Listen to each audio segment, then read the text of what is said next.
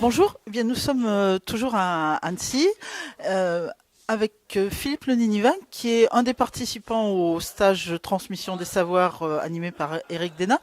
Alors, Philippe, expliquez-nous votre motivation pour participer à ce stage. Alors en fait, moi je suis donc enseignant à mon compte, c'est-à-dire que je suis itinérant. J'ai un certain nombre d'élèves donc dans le Rhône que je fais travailler soit en dressage, soit en CSO.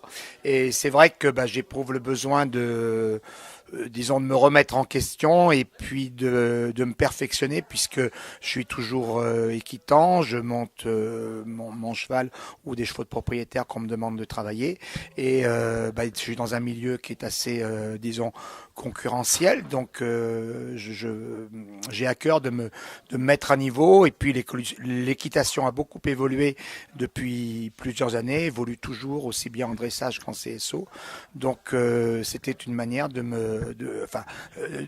dans un premier temps de rester dans le coup et puis de me perfectionner pour apprendre des choses nouvelles à mes élèves.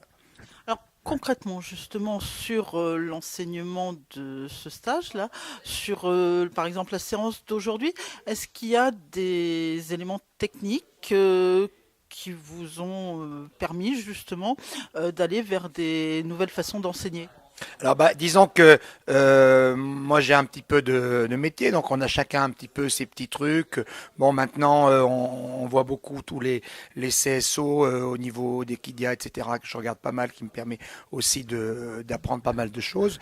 Au niveau des distances, disons que maintenant on n'invente plus grand chose entre guillemets, mais c'est toujours intéressant. Éric Dénat vient de l'ENE, c'est un cavalier qui monte à un haut niveau, et c'est vrai que il met à chaque fois, puisque là c'est le troisième jour qu'on travaille avec lui, il met des exercices nouveaux, des distances un petit peu nouvelles qui nous font déjà nous avoir un ressenti, enfin pour ce qui me concerne en tant qu'équitant sur nos chevaux, et puis ensuite ça nous permet un petit peu de retraduire un peu ces exercices. Moi je ne change pas tout de suite ma façon de faire quand je rentre chez moi, mais petit à petit, j'introduis un petit peu ce que j'ai appris pour évoluer, parce que c'est vrai que moi je travaille seul, j'insiste sur ce point, et on aurait vite tendance à refaire un petit peu les mêmes exercices.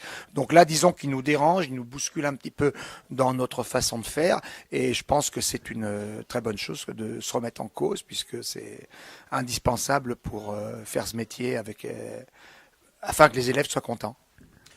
Qu'est-ce qui aujourd'hui est le plus important pour répondre aux attentes des élèves?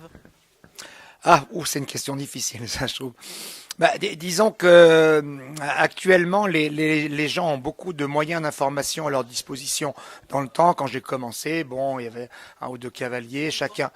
Ah non, je peux pas le dire. C'était chacun était un petit peu dans son coin. Maintenant, les gens ont beaucoup de moyens d'information.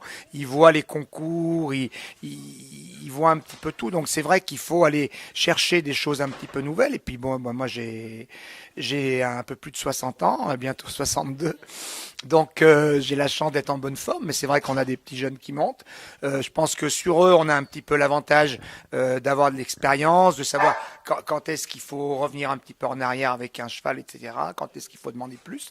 Mais on est un petit peu comme, enfin, moi je me ressens souvent un petit peu comme un funambule, donc il faut rester sur son fil et puis tenir la route, quoi. Voilà. On a dans la région la chance d'avoir un très bel exemple avec Michel Robert qui nous a permis de se dire, après ces 60 ans, on peut continuer à monter à cheval et à monter en concours, puisqu'avant on le faisait quasiment pas. Et puis voilà, on essaye par des stages comme celui qui est organisé là par le Creux, donc d'apprendre toujours plus, toujours des choses nouvelles. Eh bien, merci Philippe. Donc, on va continuer à en parler pendant un bout de temps. Voilà, on espère. Pardon, oui, on espère. Merci beaucoup.